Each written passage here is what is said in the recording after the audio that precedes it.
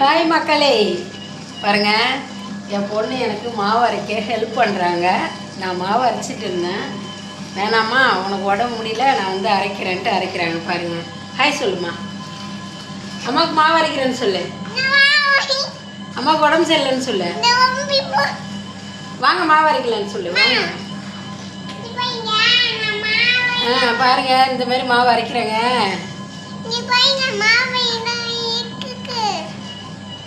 என் பொண்ணு எனக்காக ஹெல்ப் பண்ணுறாங்க. அதை உங்ககிட்ட சொல்லணுன்றதுக்காக தாங்க இந்த வீடியோஸை பாருங்க. வாங்கி பாருங்க. ஐயோ, இந்த இடமே எப்படி இருக்கு பாருங்க மக்களே. பாருங்க இங்கே பாருங்க. அச்சோ, நான் தான் அரைப்பேன்னு புட்டிபாதமாக இருக்கேன் மக்களே. நான் தாங்க அரைப்பேன்.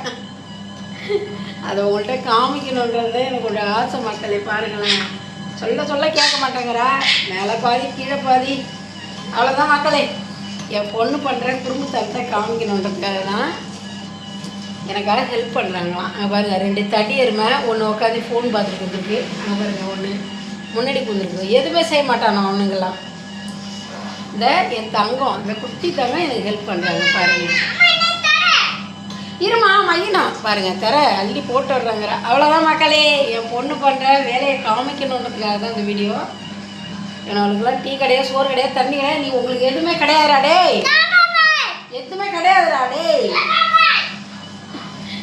ஆமாம், என் பொண்ணு இன்னைக்கு மாவு அரைச்சி முடிச்சு அடுத்து எனக்கு குக்கிங்க்கு ஹெல்ப் பண்ண போகிறாங்க.